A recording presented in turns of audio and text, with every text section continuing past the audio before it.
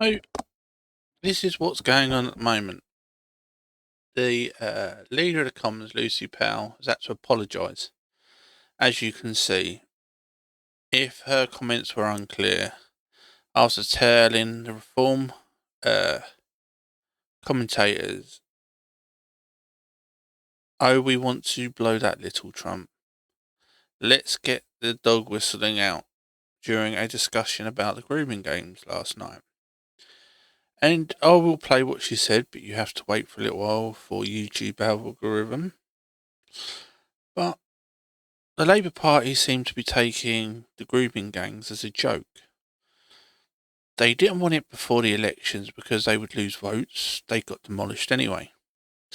They keep hiding what is going on with the grooming gangs and the continuation.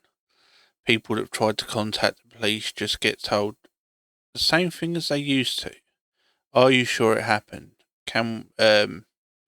We will come out and speak to you. They're still not coming out to seeing people. And this is what we get from Labour.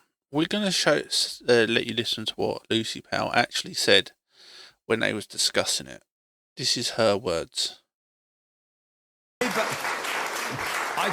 I don't know whether you saw the documentary on Channel 4 about rape gangs over No, this. we want to blow that little trumpet now. So, rape gangs is that little trumpet. She's talking about 6,000 odd children being raped and abused, some murdered, being covered up by Labour MPs, Labour councillors, and the police, and they've admitted it. We're talking about since 2000, they reckon estimated between, it could be anything from 80 to 150,000 children being abused. But it's a dog whistle, according to the Labour Commons leader. There was a real issue. Let's get that dog whistle out, shall we? Yeah. It's nothing but a dog whistle talking about children being raped. This is their attitude. Put our head in the sand and hope it goes away. Okay, Lucy. Yeah. The councils, there were so many people who were so afraid for good. Can I just finish the point, just for 1 minute? Finish that point, Tim, and then I'll bring in Helen. Look, there were so many people in local government, in the authorities, who, for good reasons, were worried about upsetting community tensions, that those girls went undefended. Now, there were good reasons, but no one has still been brought to justice for that. So you tell me, Lucy, that this isn't a culture in local government. It's just not true. Dear. Helen Morgan? I think it's a total failure to understand how local government operates, actually. See, now they're saying, oh, well, it's not the local government because the government hasn't got any real power. Well, if the local government hasn't actually got any power, what is the point of them? Why are we paying them? So this is the problem that Labour have now got. They're saying that the children being raped is a dog whistle.